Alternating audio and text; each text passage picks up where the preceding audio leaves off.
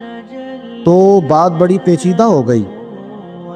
حضرت عبداللہ ابن زبیر کے پاس لوگ آئے، کہنے لگے کہ آپ بڑے صاحب علم و فضل ہیں، آپ نے حضور علیہ الصلوۃ والسلام کے ساتھ وقت گزارا ہے، تو مسئلے کو حل کریں کہ بچہ پیدا ہونے کے بعد حکومت اگر وظیفہ لگائے گی تو کب لگائے گی؟ جب بحث طول پکڑ گئی، مسئلہ حل نہیں ہوتا تھا، تو حضرت عبداللہ ابن زبیر کہنے لگے ہم سے نہیں حل ہوگا، ایک بندہ ہے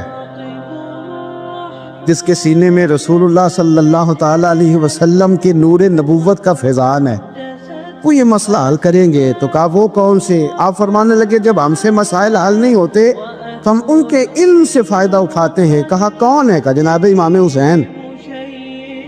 تو لوگ حضرت امام حسین کے پاس گئے کہ حضرت یہ ایک مسئلہ الجھ گیا ہے کہ بچہ پیدا ہو تو وظیفہ کب لگانا ہے؟ فرمایا الجھنے والی بات ہی کوئی نہیں، پیدا ہونے کے بعد جب وہ پہلی دفعہ آواز نکالے تو اس کا وظیفہ لگا دو۔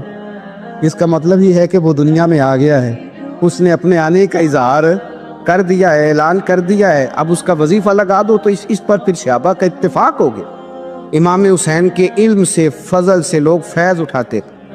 حضرت سیدنا امام حسین کی شہادت کے بعد حضرت عبداللہ ابن زبیر رضی اللہ تعالیٰ عنہ نے قاتلان حسین سے خطاب کیا اور فرمانے لگے اللہ کی قسم تم نے اس شخص کو شہید کیا ہے جو راتوں کو لمبے لمبے قیام کرتا تھا، اور تم نے اس شخص کو شہید کیا ہے جس سے میں دن میں جب بھی ملتا تھا تو وہ روزے سے ہوتا تھا۔ تم نے اس شخص کو شہید کیا جو قائم اللیل تھا، صائم الدہر تھا، اس شخص کو تم نے شہید کیا۔ آپ کو پتہ ہے میدان کربلا میں جب 9 محرم کو ابن سعد نے امام حسین سے کہا کہ جنگ کرو اگر یزید کی بیعت نہیں کرنی، تو امام حسین نے فرمایا ایک رات کی مہلت دے دو، ایک رات کی مہلت دے دو۔ حضرت امام زین العابدین کہتے ہیں میں نے اپنے والد گرامی سے عرض کی کہ ابا جی آپ جہاد سے دور جانے والے تو ہیں نہیں، آپ تو جہاد سے پیار کرنے والے، اور یہ بھی پتہ ہے مجھے کہ یہ جنگ اب ہو کے رہے گی، تو ایک رات کی مہلت لینے کا معنی کیا ہے؟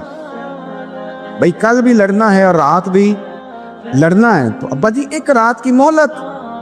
تو سیدنا امام حسین رضی اللہ تعالیٰ عنہ فرمانے لگے بیٹا رات کی مہلت اس لیے لی ہے کہ میں آج رات کھل کے اپنے رب کی عبادت کر لوں، میں استغفار کر لوں، میں لمبے سجدے کروں۔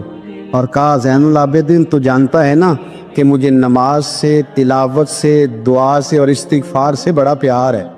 رسول کریم علیہ السلام نے فرمایا، جامع ترمذی میں موجود ہے، فرمایا میں جا رہا ہوں پر تمہیں 2 بڑی بھاری بڑی وزنی چیزیں دے کے جا رہا ہوں۔